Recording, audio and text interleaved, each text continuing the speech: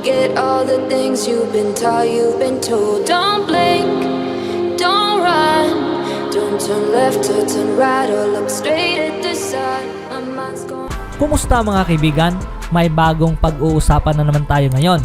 Pero bago nga yan, ay huwag nating kalimutang i-like ang video, mag-subscribe at i-click na rin ang notification bell para lagi tayong ma-inform sa mga interesting basketball updates.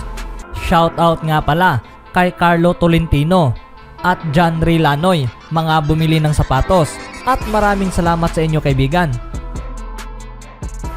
Ang Detroit Pistons at ang Miami Heat ay inireport nga ngayon mga kaibigan na sila ang kabilang sa mga grupo na nagpakita ng interes sa Brooklyn Nets guard na si Spencer Dinwiddie, na gusto nga nilang makuha ang player na ito bago pa man ang 2021 NBA trade deadline sa paparating na March 25. Ayon sa report ni Ian Begley na itong si Dinwiddie mga kaibigan ay ang nakikita nila na pinaka most valuable trade chip sa kabila ng hindi naging kasiguraduhan ang status nito sa natitirang 2020 to 21 season matapos nga itong mag-suffered mga kaibigan sa isang partial ACL tear noong buwan ng December. Ang sitwasyon nitong ni Dinwiddie ay napakahirap at isang pagsusugal para sa mga kupunan patungo sa deadline. Bukod sa injuring nakuha nito mga kaibigan, siya rin ay pag-aari ang isang player option sa paparating na 2021 to 22 season bilang naging parte mula sa kanyang 3 taong kontrata na nagkakalaga nga ito ng $34.4 million contract kasama ang Brooklyn Nets. Ang option na ito ay pwede ngang mapaglaruan at maging ang pagiging unrestricted free agent sa paparating na off-season. Ayon sa report ng Hoops Hype na si Michael Scotto, inireport niya mga kaibigan na ang 27-year-old Los Angeles native ay wala nga raw intensyon na pumayag sa extension kasama ang Brooklyn Nets at siya nga ay nakadistin para i-test ang free agent market. Ito ay patas malaman mga kaibigan kung bakit nga ba ang mga NBA teams ay naging interesado pa rin para sa player na hindi naman makakapaglaro sa buong seasong ito. Ang kanyang expiring deals mga kaibigan ay ang isa na nga ring dahilan kaya pabor sa mga NBA teams para kunin ang player na ito, lalong-lalo na para sa isang napakagaling na guard na dati nang nakapaglaro sa isang all-star level. Ang University of Colorado product ay nakapag-average ng career high na may 20.6 points para sa Brooklyn Nets last season at siya ay nagsisilbing main scorer sa team bilang nagiging opsyon sa panahong itong si Kevin Durant at Kyrie Irving ay nakikitungo pa mula sa kanilang injuries. Siya rin ay nakapag-put up mga kaibigan ng 6.8 assists at 3.5 rebounds per game noong 2019 to 20 season. Ang kanyang naging role ay umikli nang sa gayon ay mabuksan ang kasalukuyang campaign kasunod ang pagbabalik nitong ni Durant at Irving. Matapos nga siyang makapaglaro ng 3 laban sa seasong ito, nakuha niya ang injuring nagpapatapos sa kanyang season. Naging dahilan na nga rin ito para sa Brooklyn Nets na sumubok nga sila ng pag-upgrade sa kanilang roster mula sa isang blockbuster trade na mapabilang nga itong si James Harden mula sa Houston Rockets sa buwan ng January. Ang 3 superstars na ito ay mananatiling under contract patungo sa susunod na season at lumitaw lamang na hindi nga magiging malinaw kung gaano nga ba kahaba ang magiging playing time or how many offensive touches ang magiging available para kay Dinwiddie kung sakaling makakabalik na nga ito.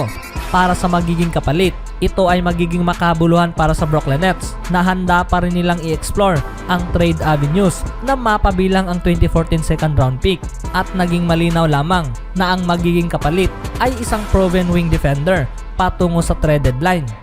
Sa kabilang balita naman mga kaibigan, tanaw pa rin ngayon na patuloy pa rin talagang napalapit ang Golden State Warriors mula sa mga injury, kung saan itong si Stephen Curry mga kaibigan ay nasa listahan ngayon bilang isang doubtful sa tuwing makakaharap nila ang Memphis Grizzlies. Ito ay ayon sa Clutch Sports na si Mark Haynes.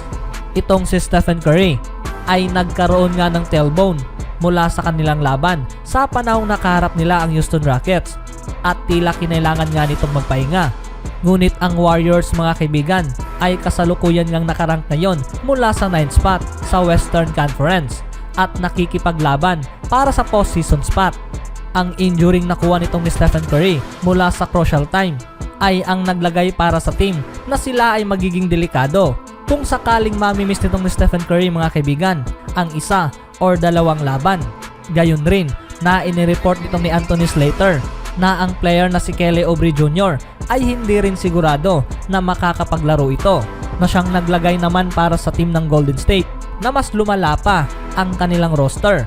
Ang lineup nitong ni Steve Kerr ay unti-unting lumiliit mula sa kanilang susunod na schedule, kung saan itong si Draymond Green mga kaibigan, Andrew Wiggins ay tiyak na papangunahan ang squad na ito. Malaking bagay ang kawalan nitong ni Stephen Curry dahil ang player na ito mga kaibigan ay nakapag-perform ng extremely high level para sa season ito. So far sa kanyang paglalaro, siya ay nakapag-average ng 29 points, 6.2 assists at 5.3 rebounds per game. Ang kanyang magagandang paglalaro ay ang naging rason kung bakit ang Warriors team ngayon ay nagkaroon nga sila ng maraming panalo. Ang kanyang kawalan ay isang malaking problema para sa kanilang postseason hopes. Gayunpaman, ito ay isa pa ring magandang oportunidad para sa mga batang player sa roster na ma-involve nga sila. Sa ngayon, para sa organisasyon, ang mga coaching staff ay tila gagawin nilang eksperimento ang mga batang players na ito kung sino-sino nga ba ang dapat nilang panatilihin sa susunod na season or hindi. Sa kabilang balita naman mga kaibigan, itong sila Ball ay inopen up na naman ang isang pagtatalo laban sa Golden State Warriors head coach na si Steve Kerr patungo sa isang another level.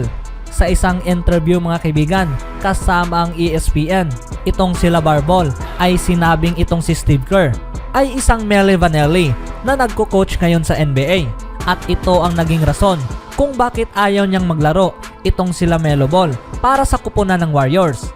Para sa pagkakaalam ng lahat mga kaibigan, ang Melli Vanelli na ibinato niyang salita para kay Steve Kerr ay nangangahulugan lamang na ang head coach ay isang peke at sa madaling salita, walang kaalam-alam mula sa pagko-coach.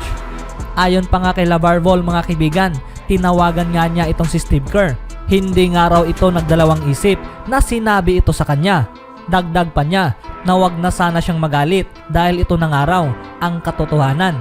Ngunit hawak nga raw ng team ang pagpipilian na pwede nga nilang kunin ang player na sila Melo Ball, nang sa gayon ay masimulan nga niya ang kanyang career sa ilalim nitong ni Steve Kerr.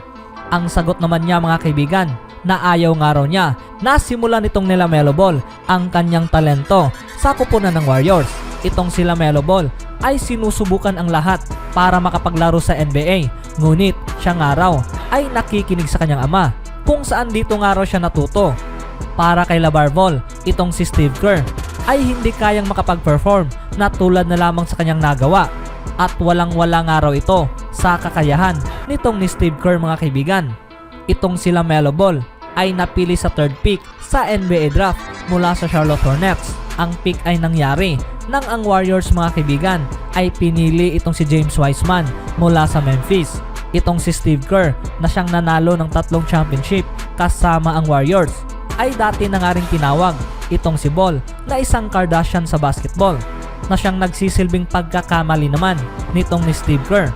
Heto pa mga kaibigan, during sa isang interview na criticize rin nitong ni LeVar Ball ang coaching style nitong ni Steve Kerr, at inamin na siya ay mas mahusay pa kumpara sa head coach. Nang marinig nga raw nitong ni LeVar Ball na tinawag itong Kardashian sa basketball, ang dapat nga raw gawin nitong ni Steve Kerr ay tawagan ito para magkaayos. Nagawa lamang niya itong tawaging Melli Vanelli dahil hindi nga raw siya nagko-coach, at wala nga raw itong ginagawa kundi ang tumayo lamang. Ang team nga raw ay nanalo ng championship, ngunit para kay LeVar Ball, kaya niyang panghawakan ang team na iyon na nakapikit lamang ang kanyang mga mata. Inamin pa niya mga kaibigan na kaya niyang i-coach ang lahat ng mga players na ito patungo sa isang mas mahusay pa kumpara sa nagawa nitong ni Steve Kerr. Ito ay interesadong makita mga kaibigan at malaman kung ano nga ba ang maibabatong salita nitong ni Steve Kerr pabalik dito kay LeVar Ball. They said, don't fall, don't forget all the things you